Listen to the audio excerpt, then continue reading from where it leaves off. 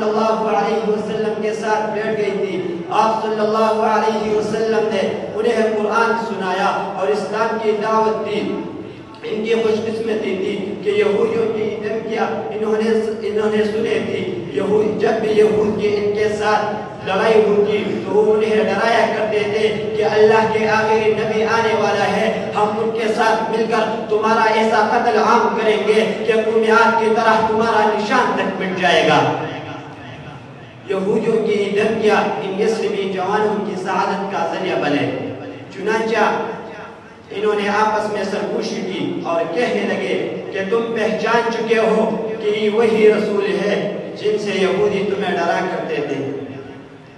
سرگوشی کے بعد ان سب جوانوں نے رسول اللہ صلی اللہ علیہ وسلم کی دعوت کو قبول کر لیا اور حلقہ اسلام میں داخل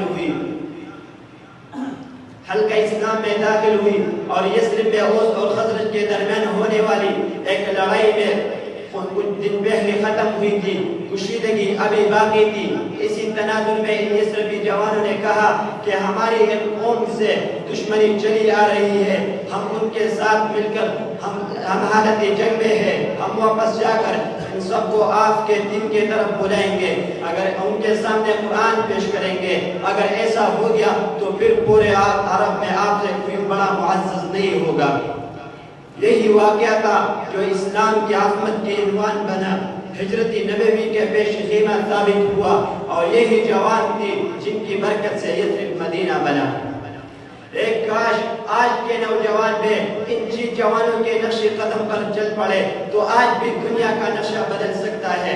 کل اللہ کا پیغمبر موجود تھا, صرف چیز جوانوں نے ہمت کی تو چند ہی سالوں میں انسانیت جہالت سے نکل کر نور علم میں داخل ہوئی.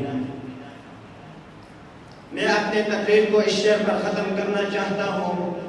کیوں نہ ہو ممتاز اسلام دنیا بھر کے دینوں میں, کیوں نہ ہو ممتاز اسلام دنیا بھر کے دینوں میں, وہاں مذہب کتابوں میں یہاں قرآن سینوں میں, وما علینا الا البلاغ.